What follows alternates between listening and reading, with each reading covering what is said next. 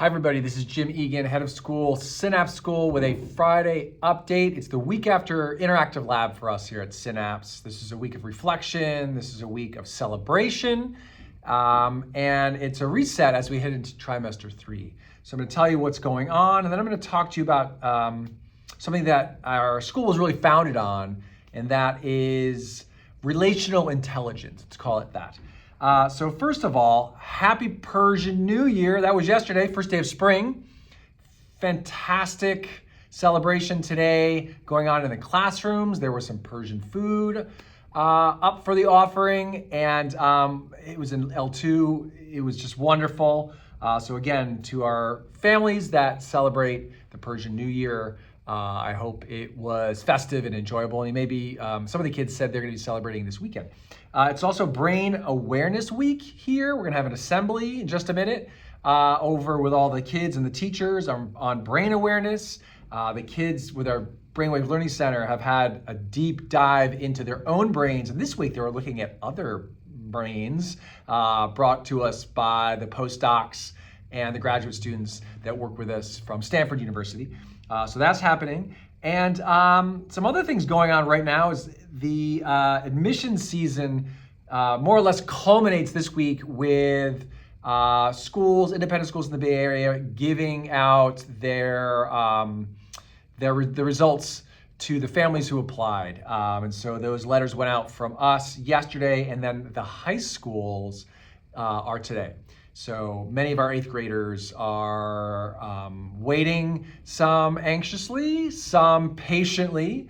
Parents, I can't speak for you actually, but in terms of the kids, they're doing just fine. They'll be getting news tonight when they go home about the results of their applications and what the schools have decided.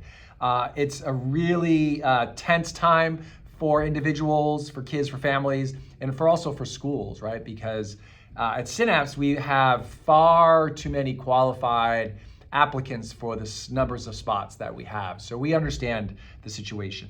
Okay, so what's going on when we look forward? On Sunday, a group from the California Association of Independent Schools is coming, 4 or 5 educators are coming to Synapse for 3 days to assess our program and to look at what we do as a school. They're here on an accreditation visit from CAIS.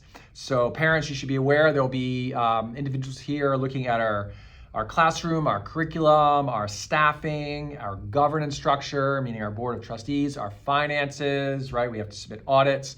They'll be looking at us as a school. We're really excited for their arrival, and we're going to have those guests here. So if you see them, parents, say hi, be friendly. Really, that's what we do here, and we're excited about that. Something else that's coming up really soon is our spring benefit, Black, White, and Wild, I think is the theme. Hopefully I got it right.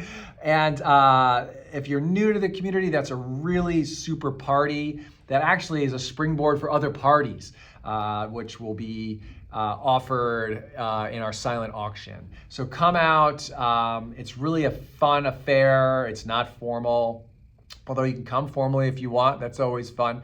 And it's in the newsletter. Read about it. If you have any questions, reach out to Sarah Hill. There's a whole group of parents helping organize this. So thank you very much. Okay, so I was at Head's lunch with Katie and Holly and Stephanie yesterday, where we heard from a Stanford psychologist, a professor, Gregory Walton. He's a psychologist. And he wrote a book called Ordinary Magic, The Science of How We Can Achieve Big Change with Small Acts. And we were able to hear a bit about the book, and we got copies, and then we talked in small groups about what the author was discussing, which was, in schools, there are those ordinary moments that can often springboard someone forward or actually hold them back. There are no throwaway comments. And he asked us to think about a time when an adult in school may have said something or done something to us that seemed very small in the moment that actually set us on a trajectory that was almost unanticipated. And we had wonderful conversations in our groups and then in the bigger dialogue group with a lot of administrators and school heads, like I said, from the peninsula. And I kept thinking about learning, being social, and about relational intelligence. And when I say relational intelligence, I mean broadly, like our relationship with ourselves, our relationships with friends and family, with our community, maybe colleagues, if you think of adults, certainly also our surroundings, the environment, the earth even. Like, how do we relate to the setting we're in, or more broadly, the earth? And I have some wonders about schools. Are they doing enough to help kids understand and cultivate relational intelligence? Again, not just with friends, although that's of paramount importance, but also with their community and with their setting. And I read something online from someone I follow, it was on LinkedIn, regarding students basically being disengaged. Schools are not providing them avenues for engagement. And this author wrote, students are disconnected from place and life, and they're left with a sense that they have little or no agency in what matters to them. I think that's really important. What matters to them, not to me as a head of school, not to a parent, not to, whoever is out there, but to them. And I think what we do really well at Synapse, and we're going to keep doing, this is of paramount importance, is to allow kids to get to know themselves, right? So they can choose themselves, choose the right decisions that for them in order to give themselves, in order to help others. And so schools have an obligation to set up structures and systems that allow the teachers and the educators to have those small moments, Gregory Walton would say, those small moments that can help really propel a student forward into an unbelievable life of wonder and awe and inspiration and good and solid relationships and positive change, right? That's super important for us. And sometimes we took on this talk yesterday and this discussion afterwards, we're talking about structures. Like sometimes there's this power imbalance in schools where the students are seeing the teachers as having some sort of authority over them. This was the head of Menlo School who actually brought this to the table. We were sitting with him. And I was thinking about this last night. I think there's something to that, right? Schools that emphasize grades may be causing students to not trust that teacher, right, as much. That relationship can get frayed because they see the teacher as the holder of the grade, right? So what are those structures out there that are getting in the way of relationships? I know at Synapse, we don't have grades.